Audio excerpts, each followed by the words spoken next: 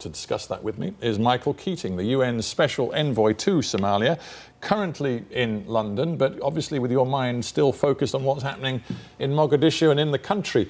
Is Somalia ready for this big exercise in democracy?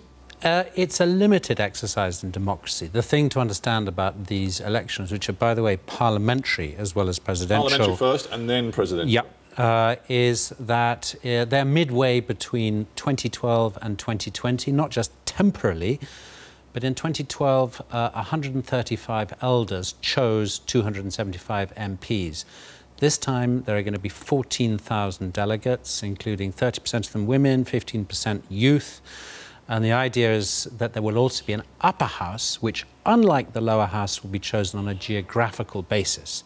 So what but this is no general franchise. It is certainly not, and it is not. It is a political process, every detail of which is a result of lengthy negotiations with important electoral features. And those electoral features are important because the Somalis want to go to one person, one vote in 2020. So they've got to get these features right if they're going to get to 2020. And just how difficult is it, even in this limited form, to conduct a vote when the security situation is so very fragile? It depends where you are in the country. I mean, a difference between 2012 and 2016 is that in 2016, this is going to take place in 6 or 7 locations. Some of those locations are fairly secure in some of the state capitals. Mogadishu, as your little piece highlighted, remains a source of great concern. Yeah, I mean, when politicians gather in a posh hotel and a very big bomb goes off aimed directly at them, you do wonder whether those politicians really have the capacity to change Somalia. Well, actually, I mean, I think the reason for the spike in insecurity is that Al-Shabab sees this federal process and sees this electoral process specifically as very threatening. Al-Shabaab no longer represents an existential threat to the country, that's clear.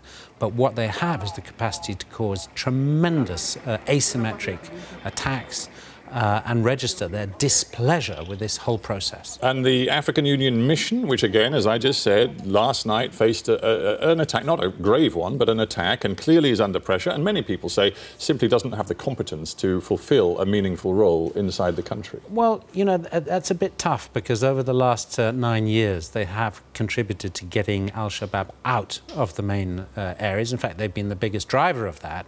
What's happened, precisely because Al-Shabaab has been removed from the main urban areas, they've changed tactics. And I think now is the time for the African Union and the international community also to change tactics. Do you think Kenya, for example, really believes that Somalia has reached a new level of stability? I think the Kenyans remain very alarmed by the number of refugees from Somalia inside Kenya, and they want them to go back. There's no prospect of that, is there? There is, actually. The voluntary return is higher now than it ever has been. We think probably about 100,000 Somalis are going to go back to Somalia, partly because the Kenyans are closing down Dadaab refugee camp in the next... well, they say they are. Again. Well, they are. I think they're pretty serious about it. So there'll be a lot of Somalis going back. And Somalia already has 900,000, maybe 1 million internally displaced people. So the issue is how can these fresh wave of returnees be accommodated within the country, bearing in mind that some of them actually have, you know, quite high standards of education and healthcare. So they may also bizarrely represent an opportunity for Somalia. So you have been in post, I think, for 6, 7 or 8 months? Yeah, 8 months. You've got a challenge. I mean, you've said to me, by 2020, we must get to a point where there is a genuine one-person, one-vote election across Somalia.